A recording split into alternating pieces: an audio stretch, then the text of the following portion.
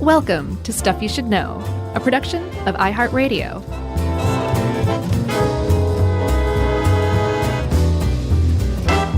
Hey, and welcome to the podcast. I'm Josh, and there's Chuck, and there's Jerry over there, and this is Stuff You Should Know, Titanic Edition, Part 2, the sequel. When we last left off, the Titanic had just set sail. Yeah, it was. I'd like to say it was in fine shape, but it had almost sucked another ship into it, and it had a coal fire aboard. But other than that, it was doing just fine. I wonder if the captain, after they averted hitting the New York, was like, "Did you see those guys? They were totally pooping in their pants. Yeah, give me another toot toot. Don't mess with me." So, I don't have the impression that the captain. I don't know if we said his name or not yet. Edward Smith. Yeah, we should say his name. I don't know that he certainly doesn't, in retrospect, have a sterling reputation? No. I was going to say he doesn't have a reputation that is like that of a maverick necessarily. I think he did have a sterling reputation up until then, at least. Exactly. Like he was. I saw in I think a PBS documentary that like captains like this at the time were likened to rock stars of today. Like they had their own fans, and like it was you knew what captain you were sailing with, and it was a big deal. And he was one of the most famous and well respected, if not revered, as far as the captains go. But over time, like Steubing. Yeah, exactly, like Steubing. But over time, because of like the inquiries and the desire to place blame and to find like simple answers and compartmentalize everything, he's been kind of painted with a inaccurate brush that loses a lot of nuance. And one of the ways that he has been mislabeled that makes him seem like a maverick is that he was going full speed ahead, trying to break speed records, wanted to get there as fast as possible, show up those Cunard jerks. Sure. And that seems to just be not the case at all. And in fact, yes, the Titanic was going very, very fast, but according to an Irish journalist who's done a lot of research on this, Sinan Maloney, I believe, is their name. They were going that fast because they were having to use up more coal to keep that fire from spreading. And that he didn't really have that much of a say in how fast the thing was going because they had to keep the coal fire under control. I'd like to slow down. Are we still on fire? Yes, sir. Well, we can't slow down then. Full steam ahead. But that really kind of goes to show you, it's like really teaches you like, oh yeah, we've lost a lot of like the details here. Yeah. Or I shouldn't say that. Pop culture has lost a lot of the details. Right. There are plenty of people out there who know details like that. Yes. And those are the people you should listen to. Those are the people who we listen to, so you can feel pretty comfortable listening to us for the last episode and this one. Let's begin now. Toot. All right. So fast forward from April 11, when it set sail, to April 14. We all know what happens over those 3 days. There's some steamy lovemaking in the back of a car in the cargo hold. Draw me like one of your French girls. Wasn't that a good Kate Winslet? Yeah.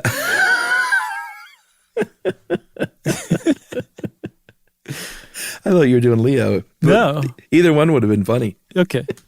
There's room for me on that door. That was Leo. Yeah. And she said, no, there's not. Oh, man. We just lost a bunch of listeners. No. Shook them free. We can joke about that. So it is the night of April 14th, 1912. This is the third day out. It is very cold. Mm-hmm. The water is about 28 degrees Fahrenheit, negative 2.2 Celsius. And around noon that day, some things started happening. They had this really cool modern Marconi Wireless system where they could receive messages wirelessly. And the operators on board started receiving the first of at least what would be 4 messages about ice and like big ice that's in the water.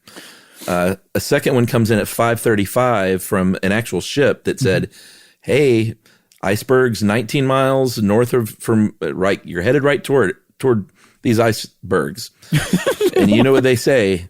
Like, they don't look big on top, but there could be serious trouble underneath. They really fill out underwater. I don't think that's the saying. Okay.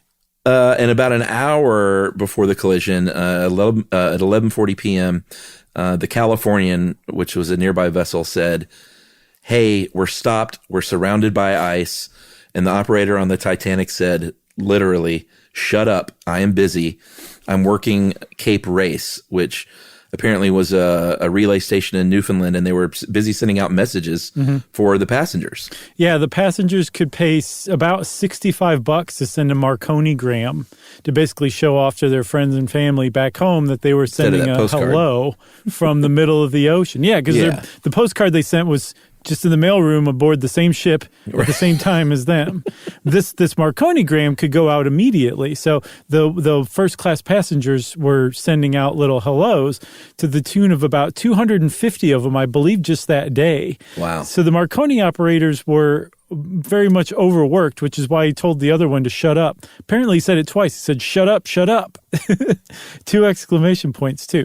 So if 250 first-class passengers sent out messages that day, that's like there were only 300 and something first class aboard. So that was most of first class. Yeah. Well, hopefully there wasn't just like some obnoxious one that had sent out like 10 or 12, but who knows? Billy Zane. Right. He was like, "I want to send another Marconigram." About Picasso. Yeah.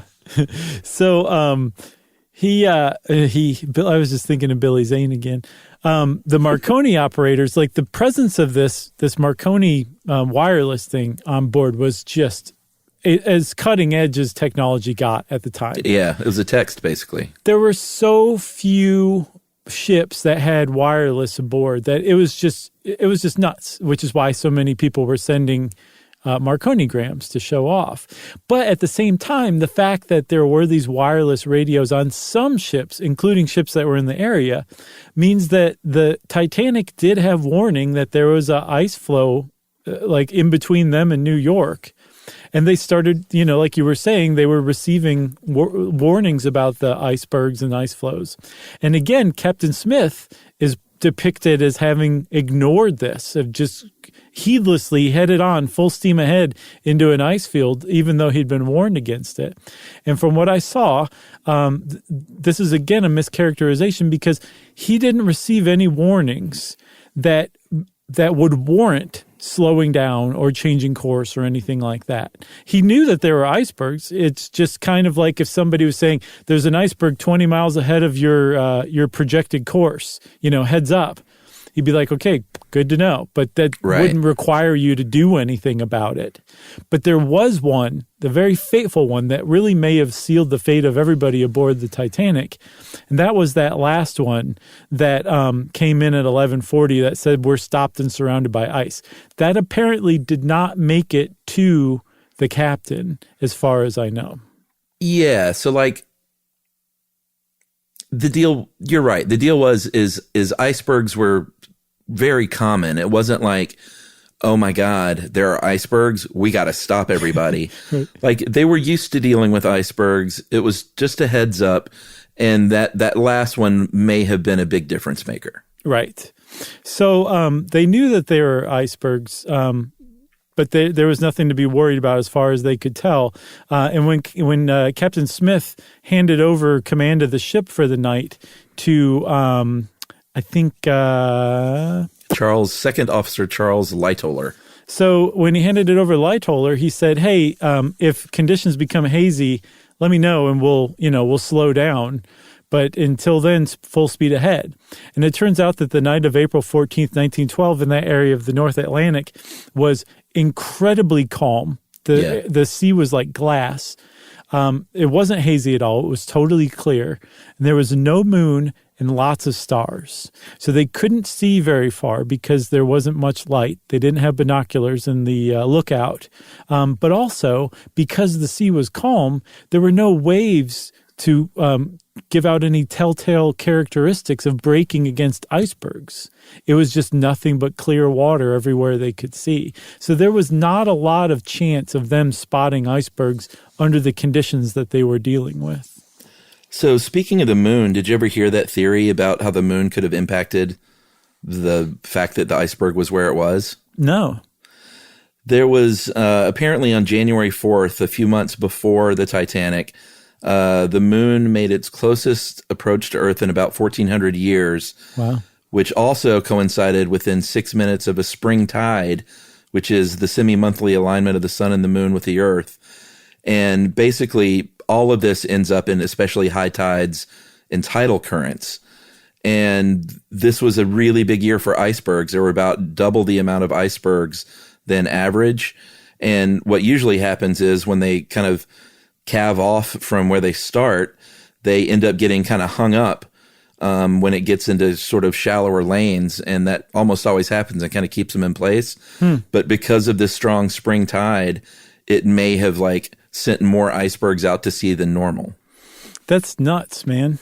Yeah. And, again, it's one of these things that other people are like, everyone's trying to find these retroactive things to blame. But I think it all kind of adds up when you start looking at sort of the sliding doors theory of fate, that it all sort of ended up impacting what happened that night. Yeah, and I think that's another reason why people are so engrossed by it, because, it's like it just seems almost preordained.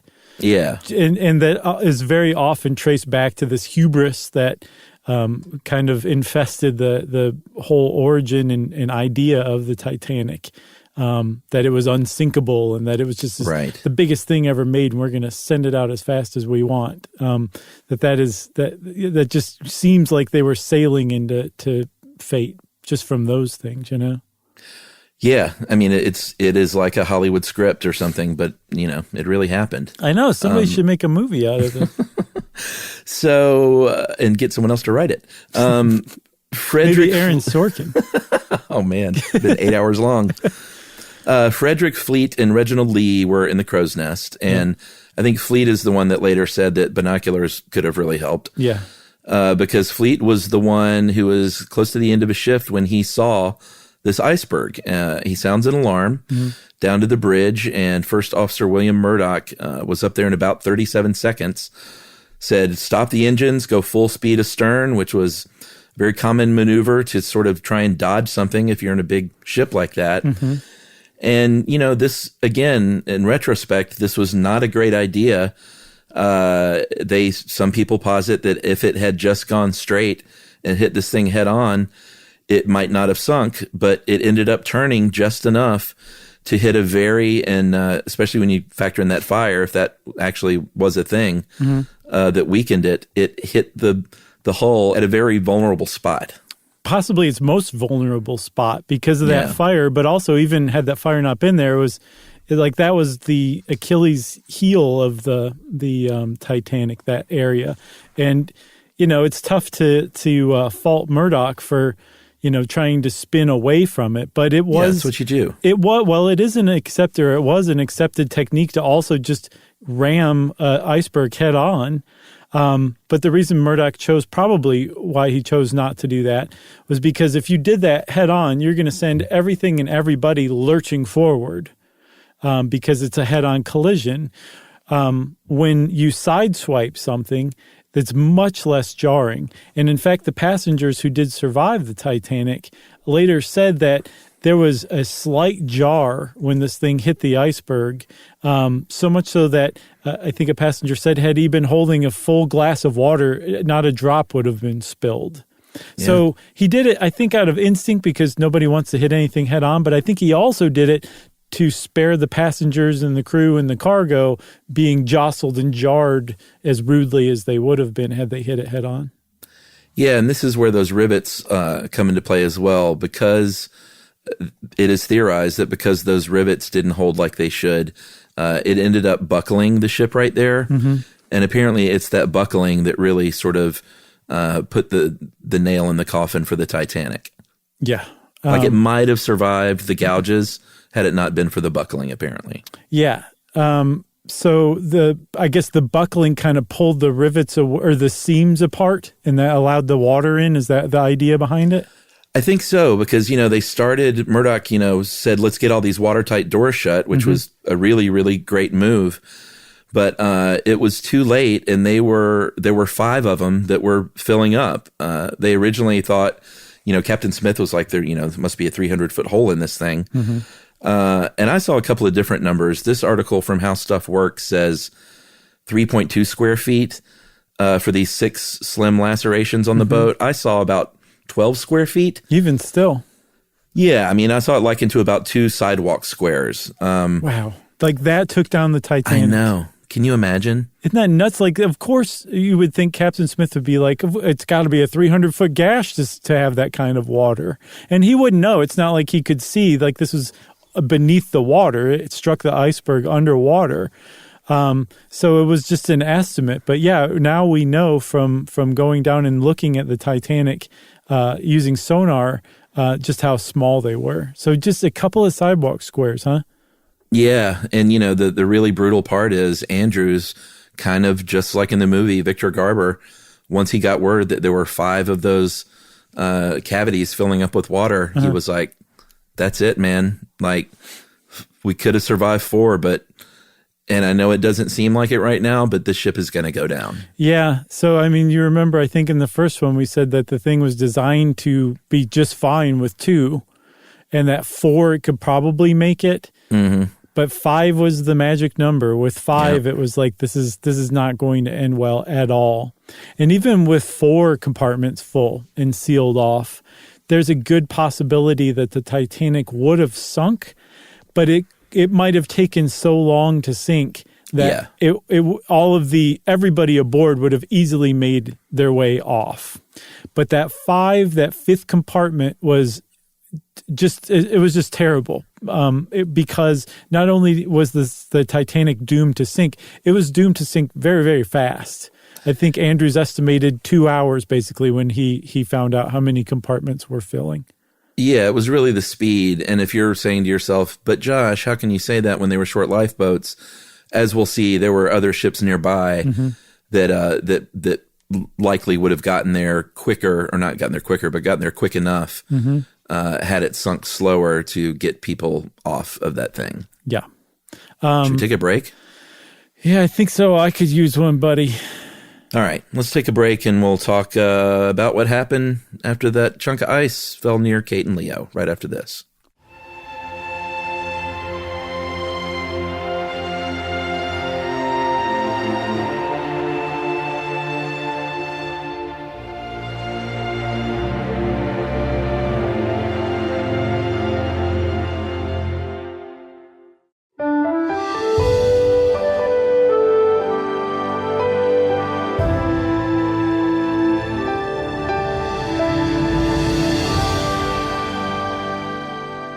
So when Thomas Andrews explained to Captain Smith, like, this is going down and it's going to happen in about 2 hours, Smith basically gathered his crew and said, hey, this ship is sinking. We need to get everybody to the lifeboats.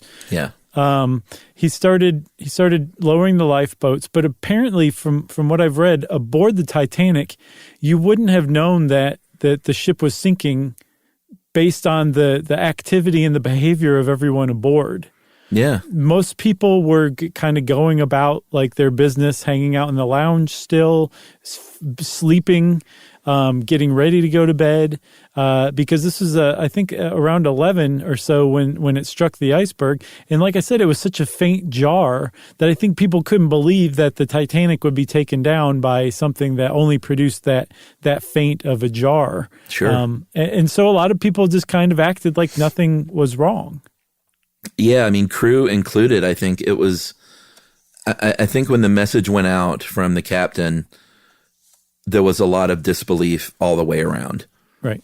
Like, surely if we hit an iceberg bad enough to sink it, it would be evident, like just standing here, like, but that's just not the case. And, because it was so large, like you said, you wouldn't even spill a glass of water. So no one except Leo and Kate, they saw that chunk of ice fall. Yeah. So they knew. Oh yeah, they I forgot they were witnesses to it. They knew what was going on. I forgot about that. Yeah, they were out there, king and queen of the world. Right. Know. All right. So 12:15, the captain is sending out messages, and I mentioned that ship nearby. There were a couple, but the Carpathia was a Cunard line steamer, and they were like, "Oh, you need help, do you?" I knew you'd be back. No, they acted fast, of course, but they were about 58 miles away. And they knew, there's no way we can get there in time.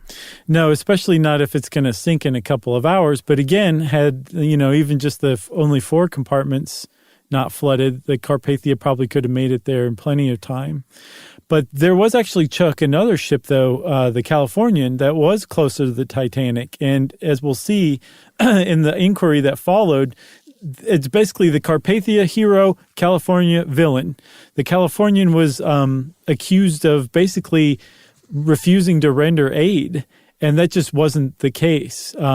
There was a mystery ship that very much did refuse to render aid and just pretended like it didn't see what was going on. But really? It was actually a ship called the Mount Temple that was captained by a man named Captain James Moore. That was, I believe, within 10 miles of the Titanic the entire time. That some passengers and crew later said they could see the lights, they could hear the lifeboats being lowered, they could hear the cries of people in the my Lord, in the water, and that survivors said they saw another ship. They was close enough that they could see some of the porthole lights. Like, that's how close it was, and that it just sat there. It wouldn't come. And it was because the captain made the decision that he wasn't going to risk going into the ice flows. Well, he also didn't come forward and say, yeah, that was me. He let the captain of the Californian, Stanley Lord, take the blame. And Stanley Lord went to his grave, basically a disgraced captain, even though he would be vindicated when they finally found the Titanic and said, oh, wait, you were way far away. And also, more to the point, you didn't realize that the Titanic was in distress. Right. So history's rehabilitated a lot of people, but at the time and for many, many years, we like simple stories where there's a hero and a villain. And the Carpathia was the hero and the Californian was the villain. That's right. Good story. I think so, too. So they're giving out these life jackets made of cork, plenty of those. Mm-hmm. And they, I think there was room for 1,176 passengers on lifeboats. If they're all full, there were about 2,200 and change of passengers and crew aboard. So at 12:25 a.m., the captain says, start lowering these things. Let's get those first-class passengers in there first. I think there were 14 of the lifeboats were the big daddies that could carry 65 people. Mm-hmm. There were, I think, 2 emergency ones that could carry 35 each, and then 4 collapsible boats that could carry 49 people each. And I see different numbers bandied about, but supposedly that first lifeboat and maybe the first few were not full, and I think that first one only had anywhere from 25 to 28 people out of 65. Yeah, mostly because there are a lot of people aboard who were like, I don't believe the Titanic is sinking, and that getting in that lifeboat seems way more dangerous to me than staying aboard the nice, warm, toasty Titanic where there's lots of brandy to be had. Yeah. And that's why some of those first lifeboats, that's what I was saying, like it was apparently eerily calm and quiet and not at all chaotic. And then when it finally became apparent that, the ship was sinking and no, there's not enough lifeboats to save everybody, that's when it became rather chaotic. And then suddenly people were not only getting into lifeboats until the capacity was full, they were like jumping into lifeboats that were being lowered and injuring people already in there. Like it became kind of pandemonium all of a sudden. Yeah, like when your drink was sliding off the bar, then it got real, That's right. So first and second class passengers are being going up to the highest deck, which is where these lifeboats are. They, just like in the movie, the third class passengers were, kind of locked down there for the time being because they were waiting to get other people out of the way, and then they were going to let them out. And that John Hart, third class steward John Hart, basically was like, a lot of you people haven't even been out of third class, so you don't even know where to go. So John Hart spent a lot of time directing people to the proper route to get them to safety, or at least an attempt at safety. Yeah, I mean, there were a lot of stories of heroics, of everyday heroics of people who were just like, this is my job. I'm going to die doing my job, trying to make, people as safe as possible. And that's John Hart's a very good example of that. Totally. So the first officer, Murdoch, and second officer, Lightoller, were in charge of overseeing the lifeboats on the port side and the starboard side. And they kind of approached it differently. I believe Murdoch was basically like, hey, you're breathing, get in a lifeboat. We're just going to try to get as many people out of here as possible. Yeah. Whereas Lightoller was like, if you're a woman or a child, come on. But if you're a man, I'm going to shoot my gun in the air. Because, by the way, all of the officers who were in charge of overseeing lifeboats were issued pistols, basically keep people in line and, in worst case scenario, shoot people who tried to get aboard lifeboats that otherwise shouldn't have been. And I think Lightoller shot, or no, not Lightoller. I think one of the fourth or the fifth officer had to fire his gun in the air to basically like get people to come back to their senses because they were like men were starting to try to push aboard lifeboats while Billy women. Zane's. Yeah, exactly. While women and children were still there. So again, it was nice and calm, and everybody was following the order of women and children first, and then that kind of started to crumble in places, not everywhere, but in some places. Billy Zane grabbed a kid. I have a child. Remember that? Yeah, and that was in another movie I saw recently. What, Billy Zane stealing a kid to get in a lifeboat? No, I'm trying to think. There was another movie that was made recently where this couple that's like a kind of a post-apocalyptic thing or something's going. This isn't going to be interesting. I'll try to figure it out and tell you later. But somebody else did the same thing. Some grabbed a kid and used a kid. Yeah, and you don't realize it until about 2/3 of the way through the movie, and then you're like, oh my god, like it was really well done. But I didn't realize that they'd stolen that from Titanic. All right, well let me know. So the band really did play on. That movie scene is straight out of reality, apparently right down to the song. I think they say the last song was either Autumn or Nearer My God to Thee, and I think Nearer My God is the one they played in the movie. Very, say what you want about the movie. That was there were some really, really gripping scenes in the second half of that film, and that was one of them. The other one that really always got me was, and this is kind of the point where we are now of how this thing actually sank. When Kathy Bates, as Molly Brown, is in that lifeboat and sees those propellers up in the air, it was pretty remarkable. Yeah, those lacerations in the hull, they took on like water toward the bow.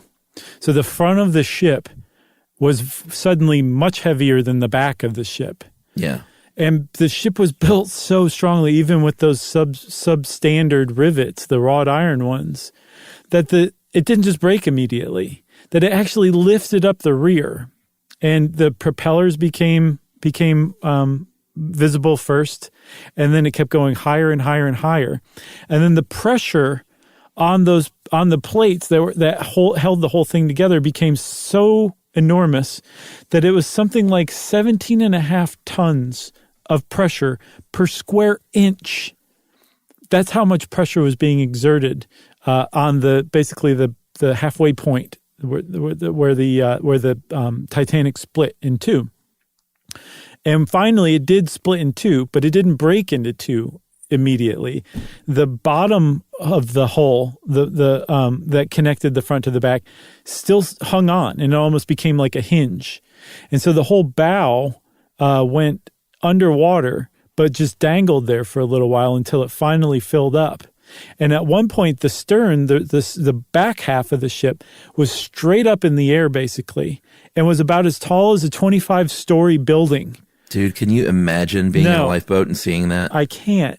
I cannot. I can't. Like all of these things that you're seeing, you're like, shouldn't be happening. None of this should exist right now. And it was. And it was it was going pretty fast too. I mean, like they launched the first lifeboats about 2 hours before the stern was now suddenly like 25 stories into the air.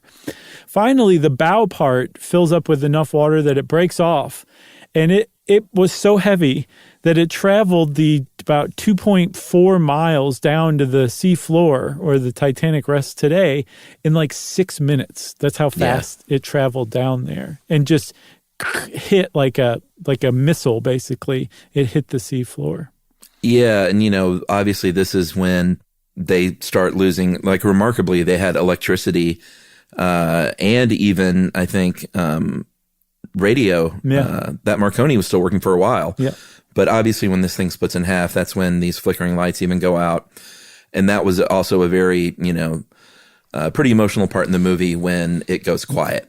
When, there's so much chaos going on. And when those lights go out and the boat is finally, when both halves fully go underwater, then you're just left with screaming human beings. Yeah, there was a survivor who said that it sounded to him like the sound of all the people crying and screaming and yelling for help in the water, that it sounded like the sound of cicadas on like a summer night. It was just that kind of frenetic and all-encompassing. But then I saw another survivor who said that the worst part was when it started to like fall silent, when there were like fewer and fewer people yelling, because you knew that the people who'd just been yelling a few minutes before were now dead. They'd frozen to death. Apparently the temperature of the water was so cold that you would lose consciousness in about 6 to 12 minutes, basically. Yeah, and we've been joking around and stuff. I think the adage comedy is tragedy plus time. You can apply here, but we do not take any of this lightly. It's at this point, it is one of the most horrific scenes that anybody could ever imagine being a part of. Absolutely. Which is, again, why so many people celebrate Molly Brown, because there were so many people out in the water still with those cork life jackets. The guy who, I think the quartermaster, Robert Hitchens, who was basically the captain of the lifeboat that Molly Brown happened to be in, refused to go try to pick up survivors who might be in the water. He said they're all dead. And she threatened, apparently, to throw him overboard if he didn't go find people. And what was amazing is that some people did actually survive. The chief baker, his name was Charles Joffin. He survived paddling around for 2 hours. Jeez. 2 hours. And then he finally found a capsized lifeboat and climbed aboard that. And some people did survive like that, but he was in the water for a couple of hours. And weirdly, they attribute it to him getting drunk before he went in the water. But this was apparently after he had helped save a bunch of people. The first thing he did is he went and stocked as many lifeboats as he could with bread and provisions. Then he started actually physically throwing women who refused to get into the lifeboats. And then after there was no one left to help, he went and started drinking. And for some reason, they think that kept him alive, where otherwise he might not have. Just maybe by freaking out. Like it kept him from freaking out. Yeah. Well, warmed him up too, maybe? I don't know. No, I think it's supposed to do the opposite of that. Yeah, that is the opposite. Yeah. Don't take that advice. No, if you're don't. stranded in the cold, don't drink. That's right. Chuck, there was one other story I saw talking about the sound of the the people who were crying out. There was a young survivor. I think he was like 9 or 10 or 12. And he later on, his family was moving to America, and he found out the hard way that he couldn't go to baseball games because the sound of the cheering crowd took him right back to the sounds of the people crying for help on the Titanic. And he just wanted to love baseball, but absolutely couldn't because of that, basically. He had PTSD, basically. Oy. Yeah. That's very sad. But let's take our last break here. Okay. And we'll talk about what happened after 2:20 a.m., after the Titanic made its way to the bottom of the ocean.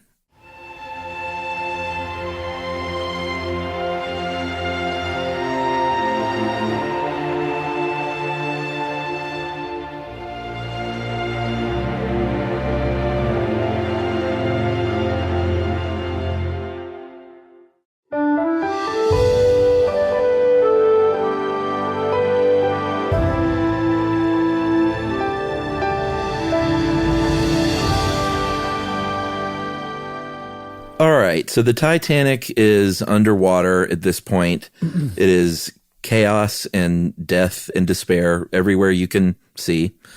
The Carpathia finally arrives at about 4:30 a.m. on April 15th. And, these lifeboats were adrift. They had no compasses, no lights. They were freezing.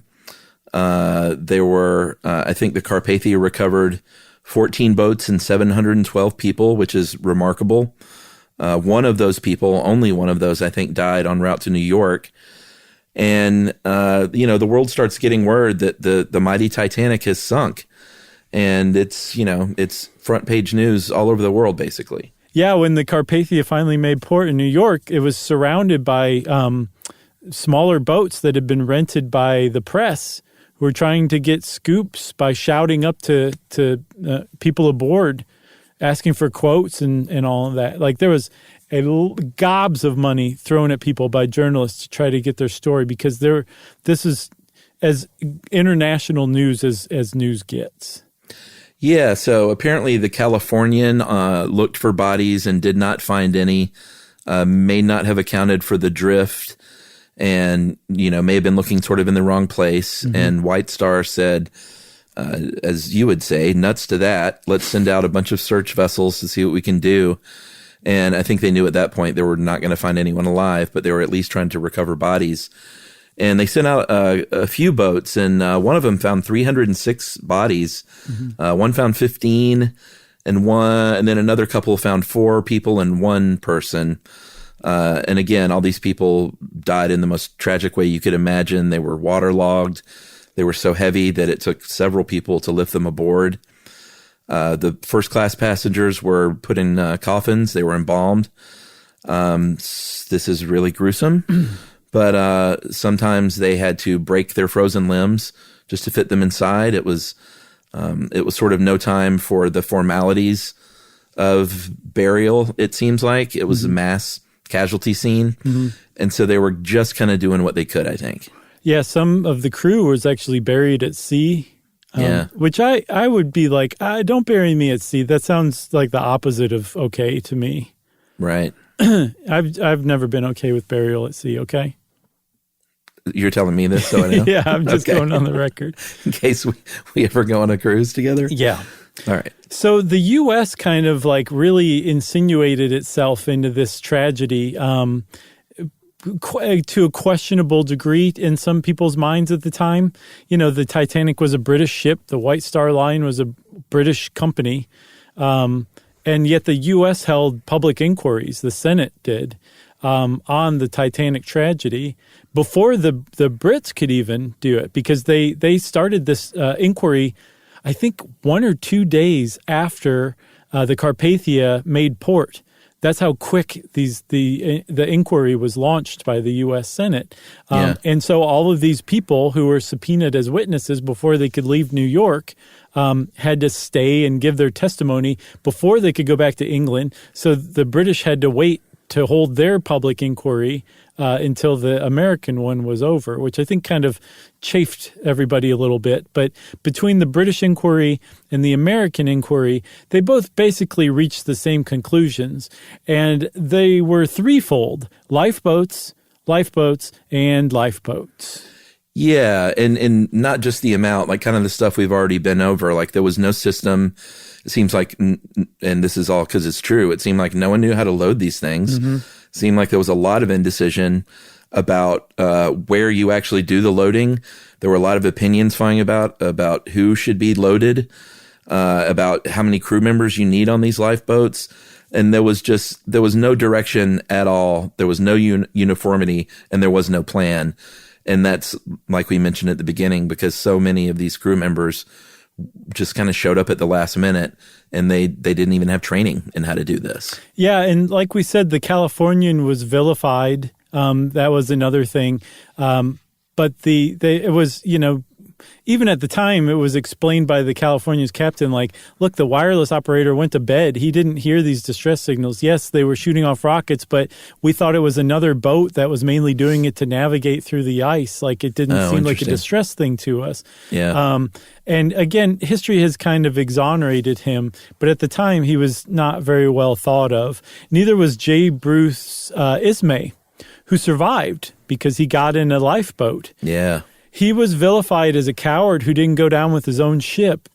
He was painted as having dressed up as a woman to get aboard, like just basically anything you can think of that's despicable, he was described as having done to get aboard a lifeboat to save his own skin.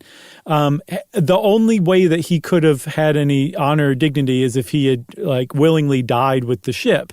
He didn't do that, and supposedly, in retrospect, he was probably unfairly characterized. He went to his grave saying that there was no women or children anywhere near where he was, like they were not around, and he decided to get into a lifeboat that had space. But even still, like he's just considered this despicable figure because of this kind of historical trend that was initiated during the public inquiries.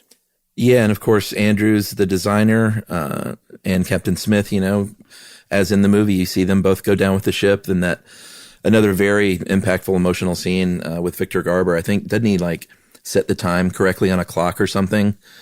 Like, no, I think he went and rearranged the deck furniture, the wicker chairs. No, he didn't. I think he set the clock, right? He's just such a cliche. I seem to remember him setting the clock. Yeah. He set the clock, sure. And this is as things are sliding off tables, and it's a good movie. Now that I'm talking about it, I kind of want to watch it again. Okay, all right. There were other people that were hailed as heroes. The captain of the Carpathia was knighted by King George V for his actions in saving people. The Marconi operators and the Marconi operating or wireless system in general was viewed as heroes because had it not been for those instant distress signals that were sent over Marconi Wireless, who knows how long those people would have been out there in lifeboats and how many more would have died. So, yeah, a lot of people could have been saved. I think the number I've seen most widely used is 500. Had the lifeboats been properly filled with passengers, another 500 people would have survived. But you also have to say, well, how many people would have died had the Marconi Wireless not been in operation at the time, too? So Marconi himself was actually hailed as a hero for having, come up with this wireless, even though I don't think he invented the technology. Binocular locker? Maybe it doesn't need a lock. Yeah, Davy Blair was like, oh, God, I've got that key in my pocket right now. Maybe just put it in a basket right there in the crow's nest. Or just tuck it in your cheek. Oh, no, yeah, I don't mean the key. That's no locks. You don't need a lock. Okay. What are they afraid people are going to walk off with the binoculars? Right. They did. There were a lot of reforms that came out of this. They started launching ice patrols. Wireless operators started appearing on ships far more prevalently, and there were operators sitting there around the clock to help with distress signals.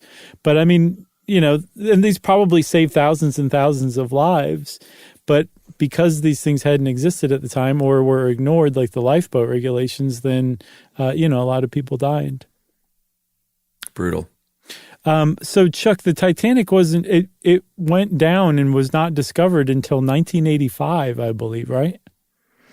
Yeah, I mean, that's when things got really interesting. I think anyone who had any even passing interest in the Titanic has marveled for years, like we were talking about in episode 1, about these images.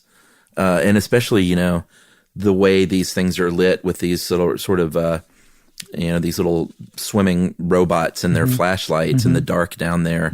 It adds this eerie quality to it with the suspended debris and how easily this thing, would kind of come apart if it was knocked against or something. Just really stunning footage. And that's, I think, what drove James Cameron. He got really into it. Oh, yeah. The guy who discovered the Titanic was Dr. Robert Ballard.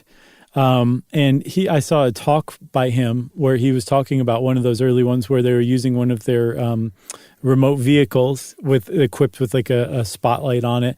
And he said from inside the gloom of the Titanic, looked like a light came on. He said he and the rest of his crew on the vessel aboard or on the surface just like stopped breathing. Like that was the eeriest thing he'd ever seen. And he realized that the searchlight was reflecting off of one of Titanic's chandeliers that was still hanging there. I can't imagine what that sensation would have been like. Just terror, but also just total awe, Yeah, totally. So the Titanic is falling apart. thanks to a kind of iron-loving bacteria, I believe, called Halomonas titanicae. Yeah, I think that's right? Surely that's on purpose. Yeah. I think they discovered it from evaluating the Titanic, right? Yeah. Okay. And so they basically don't think it's going to be around much longer. But Dr. Ballard is saying, no, we can do something with this. There's actual underwater technology that uses epoxy paint where you can paint underwater. And he has a proposal to save the Titanic by painting it and turning it into an underwater museum because outside in the debris field, like bodies were, dissolved and eaten within a very short amount of time, but there's still plenty of objects that are still there. Inside the Titanic, there's no currents, and a lot of areas inside the Titanic might be anaerobic. So it's quite possible that there are bodies generally preserved in there, and that a lot of this, like rooms and different areas in the bowels of the Titanic are still in relatively good shape. So he's saying it's imperative that we keep the Titanic from rupturing and opening up and exposing its innards to the currents and the oxygen in the ocean. And we can do that by painting it, the outside of it. So I'm really hoping that he's successful in that quest. Very cool. Yeah. You got anything else? I got nothing else. I got one more thing. We could not talk about the Titanic without talking about Futility, the 1898 book that was written by a guy named Morgan Robertson. And it's about the biggest ship ever built, the Titan, that is headed from New York to Liverpool when it encounters an iceberg in the North Atlantic and sinks. And like the description of the Titan almost matches the Titanic, even though it was built it was written 14 years before. Very cool. We covered that on something else at some point. Didn't we do an episode on coincidence once? I don't know. Because if so, I'll bet that was it. Well, if you want to know more about the Titanic, have a good rest of your life, because there is a lot to learn. So go forth, find your favorite Titanic-based podcast or website, and start there. And since I said start there, it's time for finally listener mail. Instead of listener mail, let's do the old call for reviews that we do once every 5 years. All right, let's do it. I didn't have a listener mail ready, so occasionally we like to ask people for reviews and ratings on iTunes because we were told 10 years ago that helped. Yeah, I think it still does. So if you want to go on to Apple Podcasts or whether you're on Spotify, wherever you are, there's probably a way to leave a review. And if you can leave us a nice review and a rating, that definitely, at the very least, it boosts our spirits, right? That's right. And also tell a friend. I mean, we don't try to grow the show very much, which is weird. We've never been great at it, yet somehow it happened. Right. But we've always counted on you guys to spread the word. So if you could tell a friend or family member about us, that would be wonderful. Yes. So I guess thanks to all of you leaving us reviews and ratings, preferably good ones. And even if you don't, thanks a lot for listening. We appreciate you all, each and every one of you. Agreed. If you want to get in touch with us in the meantime while you're leaving a review to say, hey, I just left you a review, or I will never leave you a review. It doesn't matter. Even if you just want to say hi, you can shoot us an email to stuffpodcast@iheartradio.com. Stuff You Should Know is a production of iHeartRadio. For more podcasts from iHeartRadio, visit the iHeartRadio app, Apple Podcasts, or wherever you listen to your favorite shows.